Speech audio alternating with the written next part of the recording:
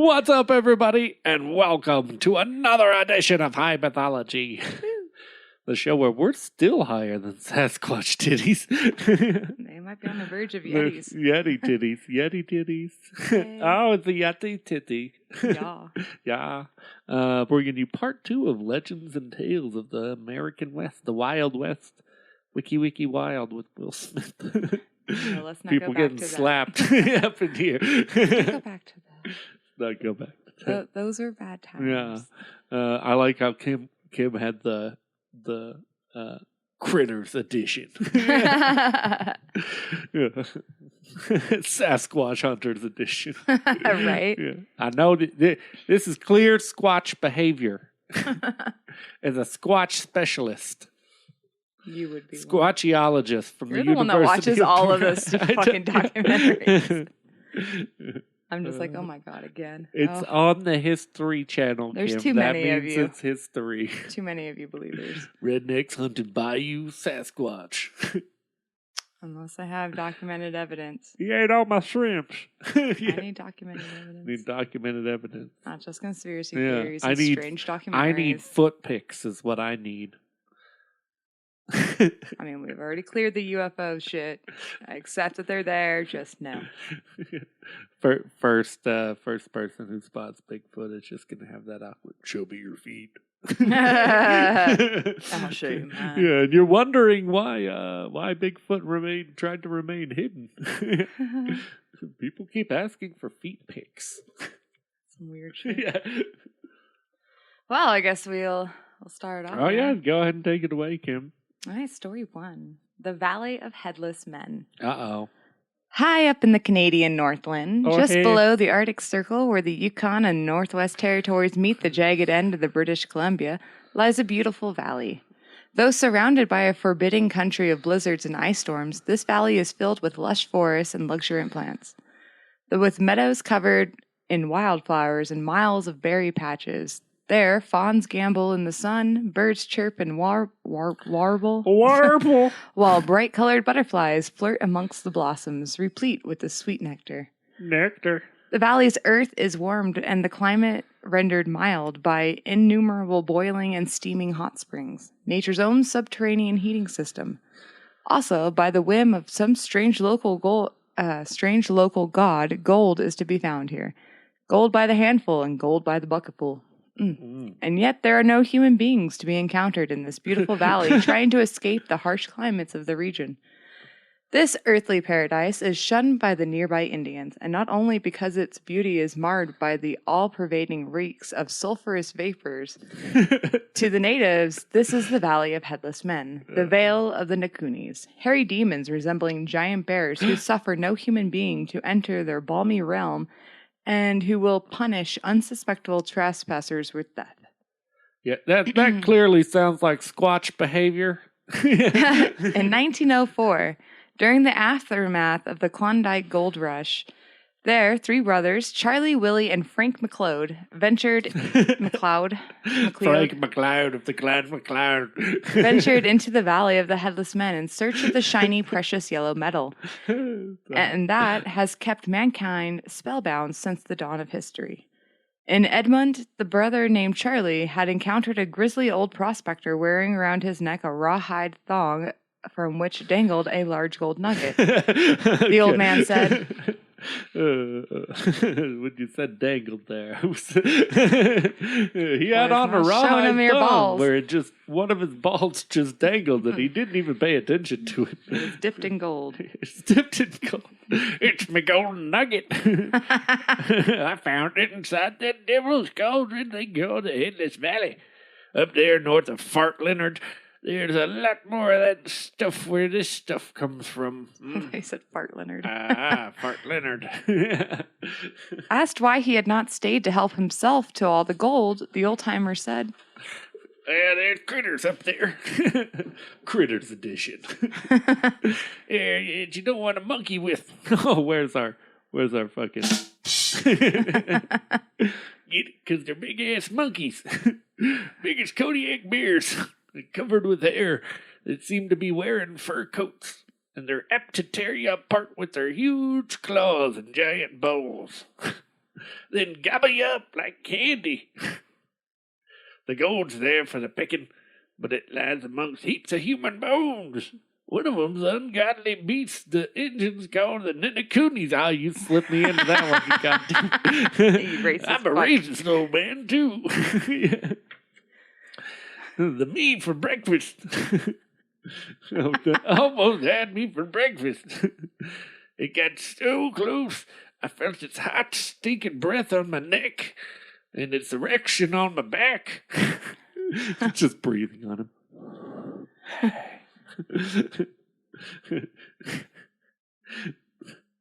I'm fed. No, friend, you don't want to go up there. Not for all the gold in the world, unless you're prepared to blow a Sasquatch like I did. Charlie told his two brothers, saying, Oh, hey there, there's more gold up there than you ever got out of the Klondike bar over there.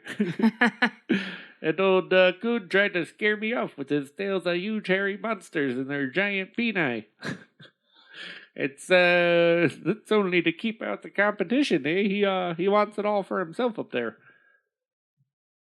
Charlie got a good job with the Hudson Bay Company and did not pursue the matter further, but William Frank caught gold fever and together with an Australian prospector named Wilkerson set out for the land of the hairy Nakunis and were never seen alive again. Yeah, you know why, right? McLeod killed him for the quickening. When 2 years went by without his brothers coming back, Charlie got worried. He quit his job with the Hudson Bay Company and went on a one-man expedition to find the missing men. After a long, bone-wearing trek, he finally reached the Valley of Headless Men and soon stumbled upon an old dog sled to which had been tied to the faded message, "We've hit dirt. We've hit pay dirt." Pay dirt. I don't know what the fuck that means. Yeah. He began searching the area, and after 3 days found Frank's and Willie's remains, 2 skeletons in Union suits, one stretching out its bony hand for a rusting rifle. Both skeletons were intact, except for the skulls were missing. Of the Australian, there was no trace. It was later rumored that Wilkerson had shown up in Olympia with bags of gold dust boarding a ship bound for Sydney, but the rumors could not be verified. Charlie questioned a few Indians living in the valley, and they told him, it was totally the Nakunis. They kill all who dare to go in that bad place. They tear their heads off. That's why they call it, Headless Valley. The name kind of explains it all. Duh. Fucking white men don't listen. That was all Charlie could get out of them, but he was so scared. He buried his brother's remains and left quickly, haunted by the memory of the 2 headless skeletons in woolen underwear. All this did not discourage a Swedish gold seeker named Ole Jorgensen. Ole said, The Australian did it. It's very obvious. He cut off the heads and took them somewhere to make it look as if the Indians had murdered those 2 brothers. Or maybe to prevent superstitious men from going there. He probably wants to come back for more. It doesn't scare me. Indians, Australians, or hairy bear people who want to make love to my Swedish backside.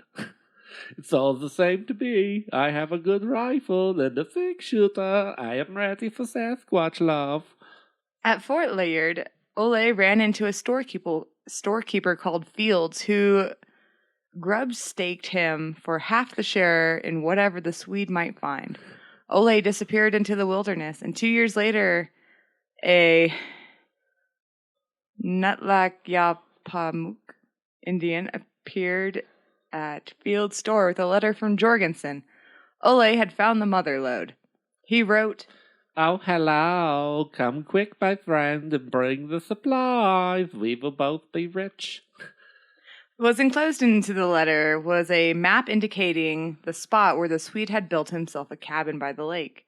It took Fields a few weeks to get the supplies together, load them on a mule, and reach Headless Valley. He found Ole's cabin burned to the ground, and nearby he discovered Jorgensen's headless corpse skeleton his hands still grasping a Winchester from which 2 shots had been squeezed off. At whom or what he could not guess. This time, 2 redcoat mountainees arrived to investigate, but they never found neither clue nor head nor trace of gold. There was unnaturally large bear paw prints all over the place, looking strangely human. The Indians shrugged and That's squatch said, behavior. We told all you white people not to go into that valley. Told you the Nakunis would get your heads. The white man has no ears to listen. That sucks. 3 other men with no ears to heed a warning arrived in the Headless we weren't listening Valley. to you, sorry. Headless Man Valley. It was not known who they were or what they were called. It was only known that they were told all the sundries of the Australian was still living in the valley, killing intruders venturing into their domain.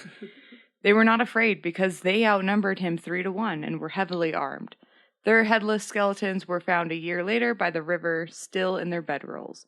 One skeleton was clutching a piece of fur. The Mounties gave it to the naturalist for identification, and he told them that the pelt fragment belonged to a creature unknown to zoology. 20 years later, 3 prospectors named Kilroy, Hayes, and Hall went into the valley, lured by the tales of gold. They were not worried about the Australian assassin, saying, "Whoever murdered all these fellers, they tell us must be he'd long dead by now." Hall left camp one morning to look over a promising mountain slope which he thought contained veins of gold. When he did not return, Kilroy and Hayes went in search of him, but they didn't find a single bone or a shred of clothing or anything else that belonged to Hall. What they found was a huge curved solitary claw covered with dried blood. A paleontologist later insisted that it belonged to a long-extinct cave bear. Years later, a trapper named Powers ventured into the valley, not for gold, but because he was sure that this lush, temperate area must be swarming with fur-bearing animals, such as silver fox, marten, sable, ermine, a treasure in pelts. He doesn't even want to go for the guy. He's like, fuck the gold, I'm a pelts man. You can get pelts anywhere, though. Yeah, but there's probably some over there. No one's talked about them, so maybe I'll go check. Right. Animals don't like the sulfur stuff. When 12 months went by without Powers coming back, the redcoats at Fort Leard said to each other, "Time to look for a last head again." They found Powers' moldering remains, a ghostly index finger curled around the trigger of his Colt, whose cylinder had been emptied.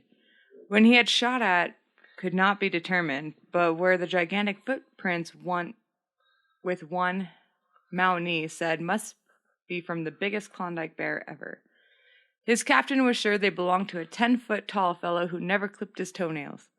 The next victim was a man called Shabak, who went into the valley to trap as well as to look for the phantom gold. Of him, only the heaps of scattered bones were found, and of course without a skull. The Mounties could not be absolutely sure that the bones were Shabak's, and amongst them they discovered a single small nugget, not much larger than a pea. When the men went into the valley to lose their heads in 1936, 1938, and 1941, a rumor spread during the war of the Japanese Zero had crashed in Headless Valley. The plane and the pilot's body had been recovered, but the whole incident had been hushed up by the Army's intelligence and the FBI. As to be expected, the pilot's head was missing. I like how the story keeps... We're going to catch up to modern times. On the story, Sasquatch. On the movie, Sasquatch Hunter. A huge crescent-shaped bite the size of half of a watermelon had been taken out of his side, cutting the knight of Bushido almost in half. And so it went. The last man to lose his head in the valley, up to now, was an adventurous bar dog from Nome, who was relieved of that so necessary part of his anatomy in the fall of 1976. One anthropologist studying Indian language in the area was determined to get to the bottom of this mystery. Carrying a large backpack, he set out on skis, and because the season was advanced in snow, he had Because the season was advanced and snow had arrived unusually early, he was about to make his camp at the top of the mountain pass just outside of Headless Valley, and was in the process of taking off his skis when, in the bright moonlight that made the snow look like glistening silver, he made out the shape of a huge, terrifying, fur-covered creature, half animal and half human, running with an awkward stride but with great speed towards him. Quick as lightning, he snapped his bindings back into place and grabbed his poles and went into a deep crouch. and tore hell-bent down the steep slope in a race for dear life while taking a shit from this horrible creature. He was a champion skier, but the monster hurtling downward the mountainside kept pace with him. Already it was stretching out its giant paws with long razor-sharp claws to grasp him by the neck. But just in the nick of time, the Nakunis stumbled and fell, and instantly became enveloped in a great ball of snow. This turned into a cartoon. It did.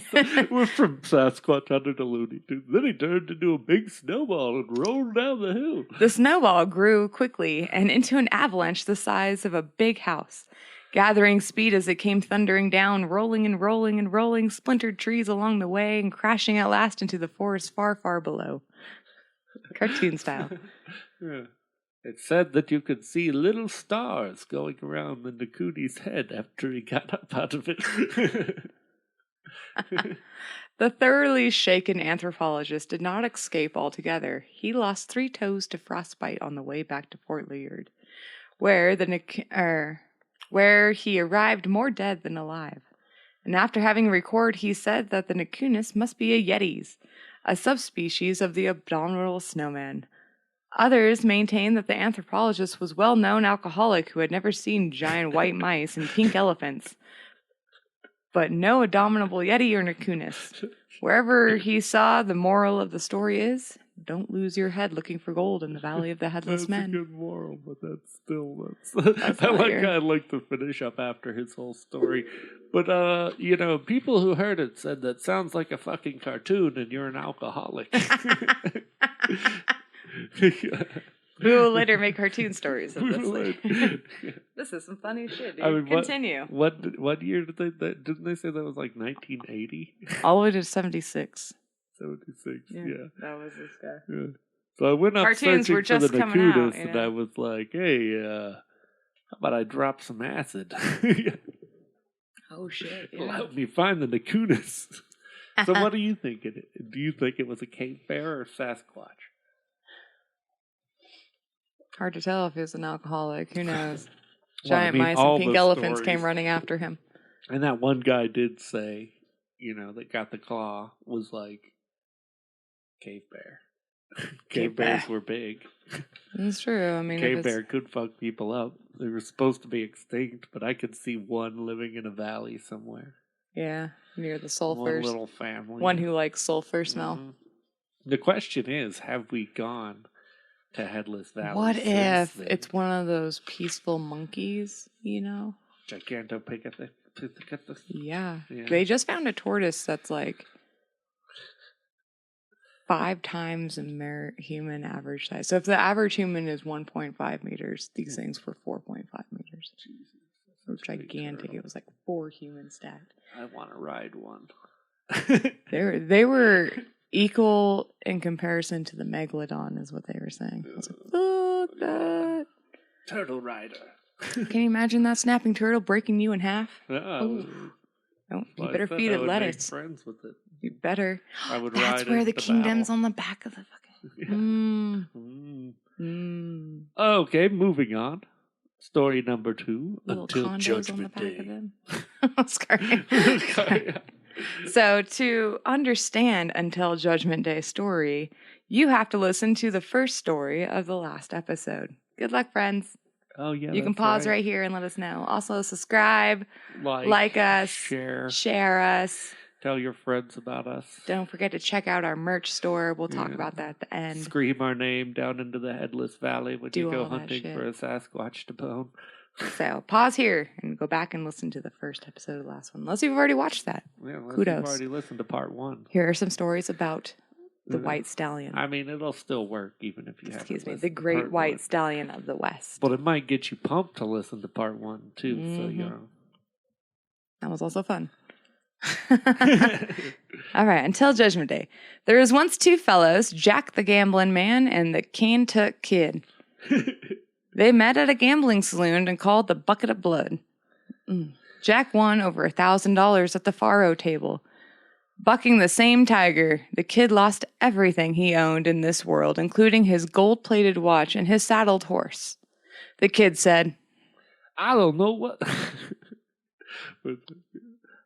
Well, I reckon I don't know what to do now. I'm cleaned out for good. A fella who his horse, a fella afoot, is lower than a kinch bug. Chinch bug. Chinch bug. I don't know. I don't know what to do now. I'm all cleaned out for good. A fella without his horse is a fella afoot. Is lower than a chinch dog. I get it now. Ha ha. Yeah. Ha. Good job. I do declare. The gambling man said. Cheer up, Jack. Kid. I'm Jack, your kid. Cheer up, kid. I always had a dream. A mighty end to catch me, the great white stallion of the prairies. I've sworn myself that if I ever got a hold of some money, I'll spend whatever time it takes to get him. Just catch him up. I need a partner. How about it? And Kid said. Well, might as well. The gambling man bought the two finest horses he could find for himself and the kid. I can't believe I missed the I'll be your Huckleberry opportunity. I'm your Huckleberry. Yeah. You did miss that. Now it's too late. It's too late. It's too late. They brought the two finest horses for him and Kid. Deep-chested, fleet, and great endurance. Also a couple of pack mules and supplies of whatever they might need for the long chase. Jack vowed, "We'll ride the prairies until we find that horse, if it takes us until doomsday." They hunted on the prairies from horizon to horizon, all over the great ocean of grass. The Llano Estacado, the southern desert, along the foot of the shining mountains, from the Big Muddy to the Rockies, from the Pecos to the Yellowstone, and beyond into the plains of Canada. They lived on whatever game fell victim to their rifles, and using the earth for their bed and the sky for their blanket. They ventured into the wild country where there was no trace of humans, white or red. Dodgingly, they followed even the faintest signs of wild horses, and they slighted many herds of wild mustangs, and here and there a solitary stallion. Time and again, the Kid would point excitingly at one particular superb, light-colored steed, exclaiming, There, it's him. What a horse. Let's go get him. But always Jack restrained him with the slobbering is sobering. Suffering succotash. No, that's not him. Not by a long shot. Spring turned into summer turned into fall, flocks of birds darkening the skies on their way south, and winter arrived among flurries of snow. The old cottonwood trees along ice-covered streams were splintering asunder with loud cracks in the flesh-numbing cold. The Kid complained, My bones will soon be making the same kind of noise, cracking apart in this goddamn cold. For Christ's sake, let's go back to a real town with a real hotel, a real bed and a real life woman to warm it up. Let's go to where a man can get a drink. Right now, I'd go for a mug of white lightning rather than a white stallion. Jack said, Go back, tenderfoot, little bitch. Go rock yourself to death in a rocking chair on some crumbling-ass porch. Who seemed oblivious to the cold and heat, hunger or thirst, oblivious to anything but the quest for the phantom horse. Jack continues to say, Go back and warm your ass by the old woman's store, you fucking old woman. I swore to get what I've come for, and if I don't get him, I'll go on after him until Judgment Day. I said that already. Get your little bitch made ass out of here. They were worn to the bone, Jack the gambling man and the Kentuck Kid. The skin on their faces had changed to a dark, cracked parchment. Their eyes glowed with a strange fever, and their bodies had shrunk. Their ribs were sticking out like those of a starving wolf, and their horses were in a like state. One of the mules had broken down and died, and there was nothing now for them to do but ride on and on and on, ride like puppets on a string whose farthest end was hidden in nothingness. They rode wordlessly now, grimly, their silence broken only by the cry of an eagle or a coyote howling in the night. Let me remind you that this has only been a year. Yeah, the kid's so just over. It's like any time, like I just want to take one shower a month, and he goes on a 5-minute rant about how I'm an old woman. This is cruel, labor intense. Yeah. Let me talk to your manager, Karen. Karen, yeah. One day they stumbled upon the cracks of a wild horse, small hooves set wide apart, and the tracks of a mustang with a marvelously long stride. The kid exclaimed, Well, look at that. and the gambling man said nothing but rode on with redoubled fury, teeth clenched in an insane grin. Night came, and they lay down on the bare earth, rolled up in their ponchos, and a full moon was rising, bathing the prairie in its ghastly glow. Somewhere an owl hooted and a horse neighed. Jack was up in the flash, flinging his poncho aside. He glimpsed a silvery shape wrapped in the moonlight. And Jack shouted, There, it's him at last. Oh, God, how beautiful. He spoke true, because 100 yards off stood the great white stallion, motionless, as if carved from marble, looking straight at them. Jack the gambling man screamed, Hurry, hurry, H-U-R-R-Y. more like a long, drowned-out animal's howl than a shout, as he jumped onto his horse's back, not bothering with saddle or rein, the kid tearing after him. The white stallion moved at last effortlessly, and he kept his pursuers at the same distance, pacing and striding. The wondrous animal seemed to glide rather than pace, like a boat sailing before the wind, or soaring bird. A picture of grace in liquid motion. The stallion seemed to move slowly, but still as easily outpaced his pursuers, coming after him at dead run. Thus the chase went on, interminably, in the pale, eerie light of the moon. Sorry. It was broken up in half, okay? I have to, I'm fucking high as shit. Okay, you have to, interdimensionally. At last, there was a faint hint of dawn. The hunters' horses were close to collapse, their nostrils streaming blood and their mouths and necks flanking with foam. Flecked with foam. They no longer responded to shouted urges or spurs dug into their flanks to the touch of a whip. Kantuk Kid shouted, Stop, Jack. Stop this. It's no use. We can no more catch him than we can catch our own shadows. This is the devil's work, and I'm scared. Jack screamed back. Oh, figures you would say stop. Stop if you want to, you good-for-nothing son of a bitch.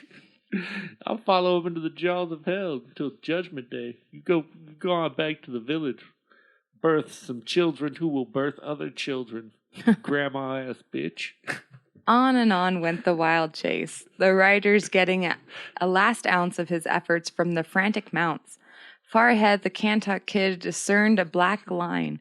A mile further, he recognized for what it was, a huge crack in the earth's crust, a yawning, mile-deep chasm. He cried out in anguish. Watch out there, Jack. Watch out, there's a canyon. The gambling man paid him no mind, leaving his friend behind.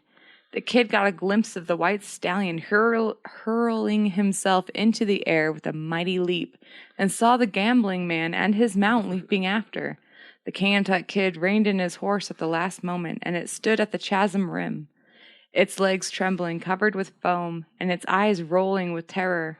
Slowly it sank to the ground, its rider jumping aside. Trembling himself, the kid looked down at the gaping abyss far, far beneath him and made out the tiny shapes of Jack and the gambling man and his horse, crumpled, broken, and lifeless. Of the great white stallion of the west, not a hair could be seen. Now, talk about his twin brother in the next story. Yeah. Oh, fucking Jack. Should just listen. Motherfucker was mad with... That was another cartoon he finished. He jumped over and in the middle he stopped and held up a little sign that said, oops. Help. Help. All right. Should we just... Yeah, I got a last keep story. moving. I'm sorry. Last story. Final. All right, this is about Final the countdown. White Stallion's brother, El Diablo Negro. Hey. It's just the devil of black. I know. The black devil. Just as there were many tales of the great white steed of the God, I West, forgot about that. we also have the stories of El Diablo Negro, the ebony-colored man-eating stallion of the desert. It is a very racist story. If you don't like that shit, you better walk away. Most of my shit's fucking racist, okay? There's nothing to be done about who wrote what, okay? It's a very racist horse. It's a very racist horse, yes. Well, some of my friends might not want to eat it. If you're a Latino descendant, I am sorry. I apologize for this horse. I do not. Actually, I don't. It's not me. It's I don't the make the horse. rules. I don't make up the. I don't make up the horse's I don't words. tell these. I don't make up these stories. These stories are written. It's old school racism. Yeah. Oh, the man-eating stallion of the desert. Already, Washington Irving had heard marvelous accounts of the black horse, 16 hands high, which could outpace the phantom white Mustang of the plains.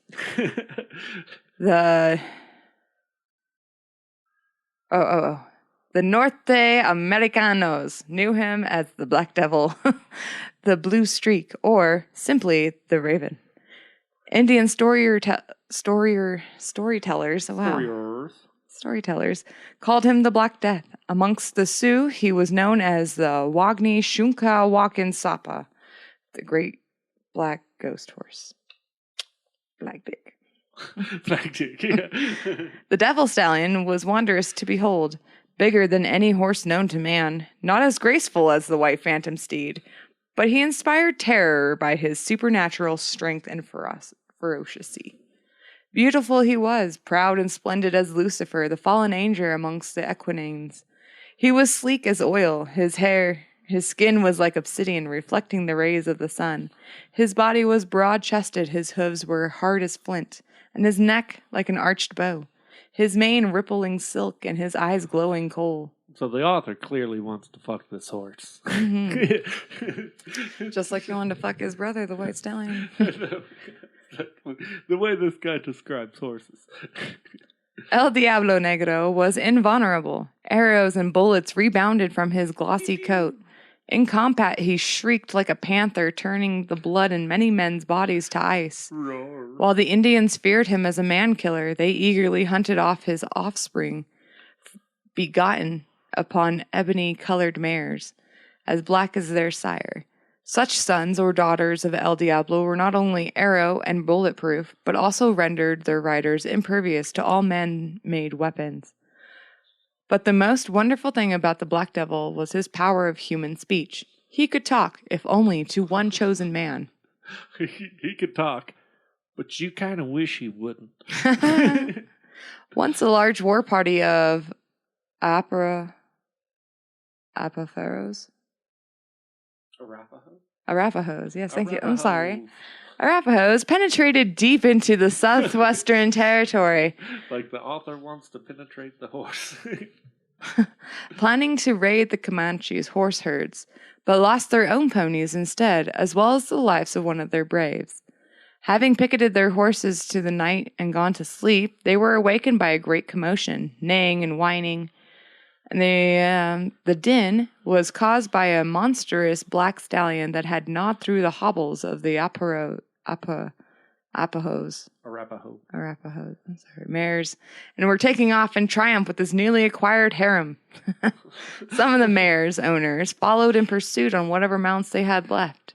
El Diablo turned on the foremost riders and tore him off his pony and carried him off between his enormous teeth, just like a cat might carry off a mouse. His friends came back to the Black Devil and his band the next day. He had killed their companions with tooth and hoof, and horror-stricken they watched as the monster animal tore pieces of flesh from his body and devoured them. The Arapahoes did not try to recover his remains or their mares, but fled in terror, spreading far and wide the tale of the man-eating horse.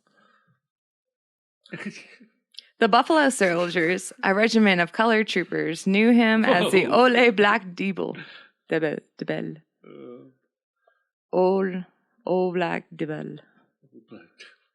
That was some old school racism. Sorry.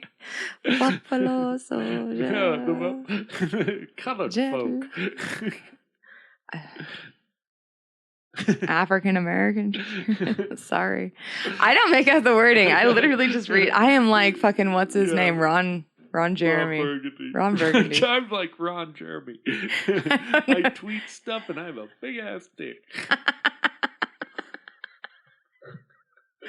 I am like him crossed with Ron Burgundy. She reads whatever's on the teleprompter. Yeah, I don't. Said, like, I have to like read it like 4 times, and if I am really like, I don't know. I guess I could start by crossing it out and revamping this. The indigenous folks of Go North fuck America. Yourself, San Diego. Sorry. He raided their horse herds as he had ravaged those of the Arapahoes. Arapahoes. Hey, where's our... Yeah. An army scout following him was torn from his saddles and stomped to death. The man-eater would have devoured him too had it not been for the whole troop of the cavalry driven him off. 2 experienced musketeers had caught a wild-spirited, dun-colored stallion and placed him in their corral together with a dozen mares. At midnight, they were roused by the shrieks of fighting horses. Hastened to the corrals, they saw by the light of their lanterns their own stallion and the black devil locked in mortal combat. The black brute's teeth dripping with blood as the awe-struck mustangers watched. El Diablo literally tore the dune to pieces, tearing big bites of flesh from his quivering flanks. Looking up from its deadly work, the devil horse glimpsed the 2 watching men and instantly made for them. They fled in terror, barely getting back to their dugout, where they barricaded themselves behind a stout log door. All night long until dawn, the black monster battered with his hooves against the thick door, finally splintering it out, but only to find a narrow opening not wide enough to let him through. After trying again and again to squeeze himself through, squealing with rage at his inability to do so, and with the 2 musketeers cowering, petrified, shitting themselves, El Diablo finally gave up and ambled off. I like how there's a lot of shitting themselves. Wouldn't you shit yourself if you saw a fucking big-ass horse with teeth coming at you? They all got teeth, but... They all got teeth. Just those horse lips. Flop it up. Would you rather it be gummy? El Diablo finally gave up and ambled off, but not without the musketeers' mares.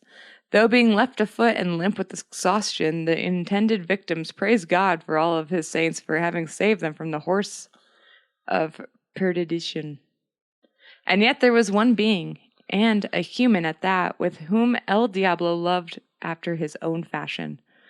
The Mescalero Apache named Buffalo Hawk.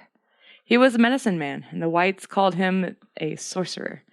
Besides performing strange rituals and healing ceremonies, he was also a fierce fighter of the avenging angel of death. In his youth, a band of mescaleros, to which B belonged, had been invited to a fiesta by a Mexican villager. Plied with plaque and aguardiente, the Indians had lay down in a befuddled sleep when their treacherous hosts fell upon them with gun and knife, killing all the men, carrying off the women and children into slavery, and in this way the Mescalero shaman lost his entire family. Having not touched any of the pro-offered liquor, and in command of all of his faculties, he had been the only one to escape, the last of his band. He had been the only one thing left to live for. Revenge. So he's like the Punisher, basically. Yeah. An Indian Punisher. Against Mexicans. Yeah. It is racist ass horse. Racist. Who also hates Mexicans. A lone assassin shunned the company of men. He roamed the desert and mountains like a solitary panther in search of human prey. He spared no Mexican who crossed his path, neither man, woman, nor child. It was no wonder that the Mexicans dubbed him El Diablo Rojo, the Red Devil. One night, the shaman was huddled before his campfire when he heard hoofbeats of a mighty snorting. Looking up, he beheld the black horse of monstrous size, the man-eating stallion, and for the first time the four-legged devil spoke in a human tongue. He told the shaman, "You Diablo, I Diablo. You hate Mexicans, I hate Mexicans. Faintest whiff of the chilies, Jesus Christ, from their bodies drives me mad with the urge to kill them and build a goddamn wall." Thanks, Trump. Be my master, thou, you should. Let's team up to avenge ourselves upon these accursed breed. Together we can kill more than we can slay by ourselves. Build the wall. The Mescalero shaman was the acknowledged champion of all horsemen amongst the southwestern tribes.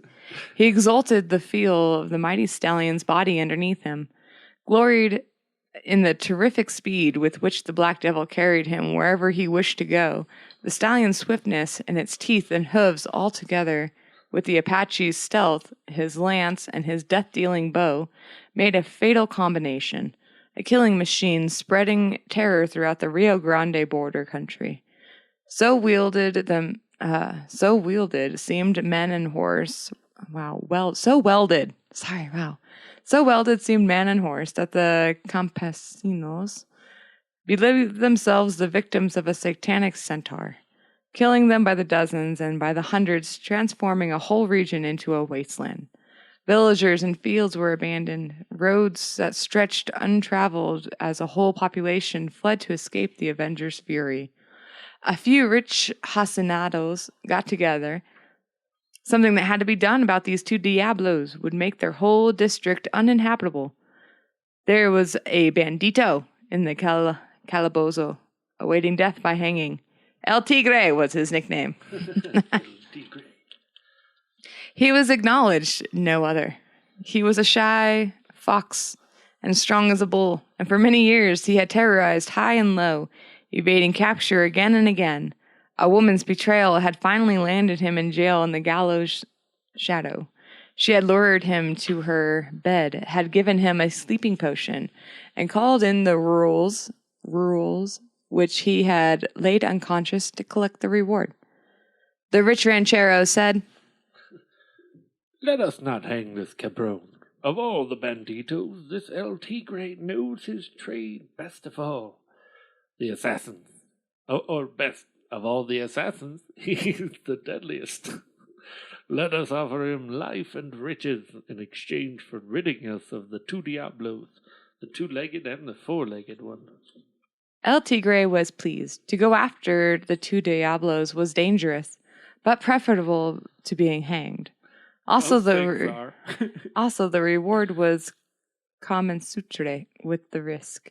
Besides, there was nothing El Tigre was afraid of. Thus began the deadly game. Hunter pursued by hunter, killer by killer. The cat-and-mouse game went on for month after month.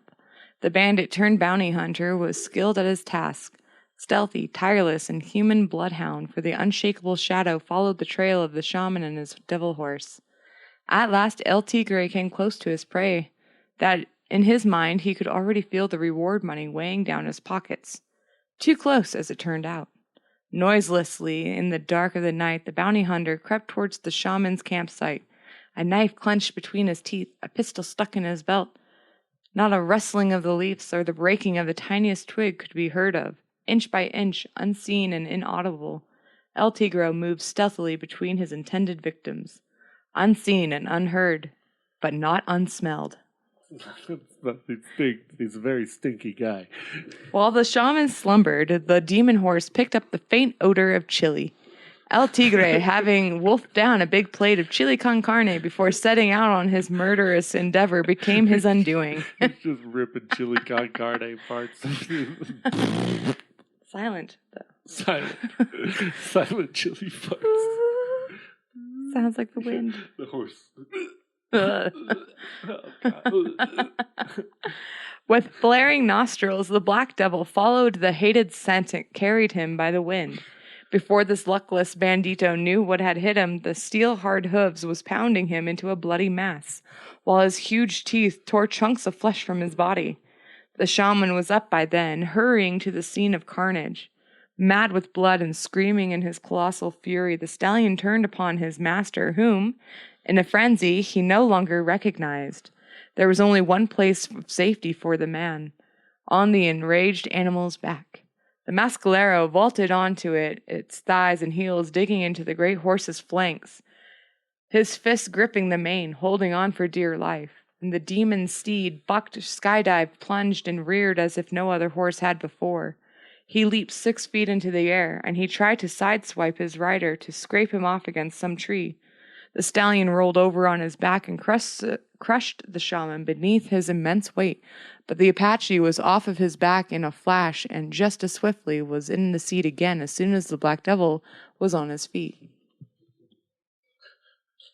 It's exciting. Yeah, I know. The stallion turned his head back as far as he could fasten to his teeth upon the bold rider, who managed to remain barely out of reach. Thus the finest rider of the Southwest and the mighty demon horse matched strength against strength, remaining in deadly combat all throughout the night.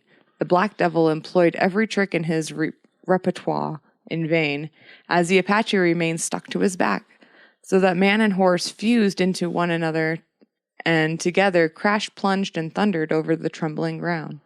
With dawn, exhaustion over them came. They grew faint and fell. Panting, they laid side by side. Daylight came, and in the rays of the rising sun, the black devil recognized his rider. The demon steed addressed the shaman for the second and last time with a human voice.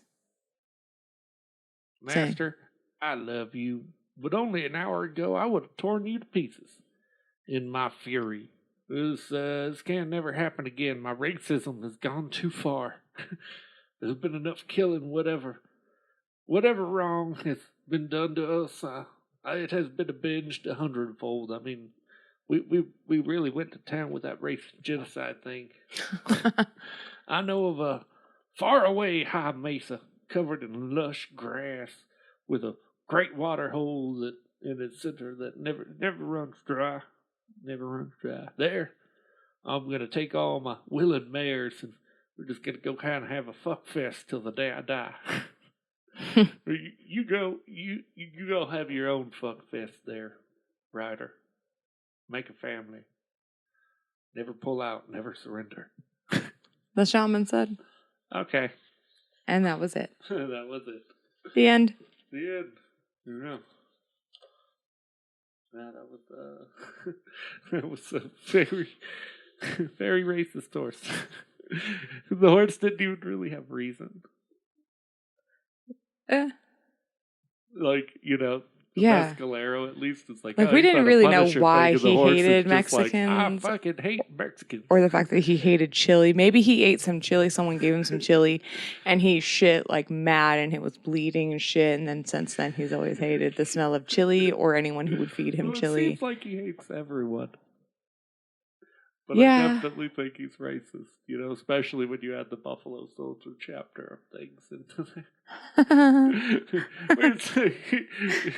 I mean, he fucked with the white people too, so I can't say he's just... But only the Polacks. He didn't kill all of them, though. You're right. He walked away from the 2 white men. Exactly. I'm just going to stare you down instead. We know white people are scared of everything. He runs away whenever white people get close to him. Oh, yeah? Well, he's killed 37 Mexicans.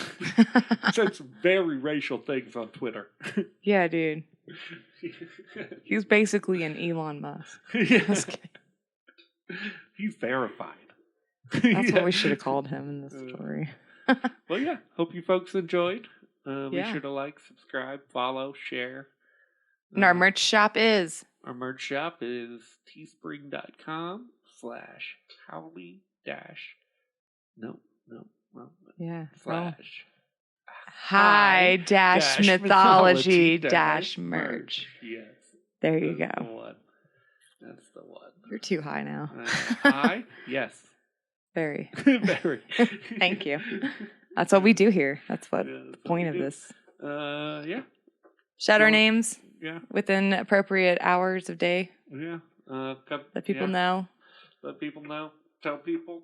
Thank all of you for listening. We do really appreciate all of our listeners. If you want a sticker, contact us Yeah. at Twitter Howley Boys. Yeah, their Twitter is HAOLE underscore BOYS. You got it. We'll send you a sticker. You just let us know if you want one. You gotta send us. Yeah. Good night, everybody. Bye.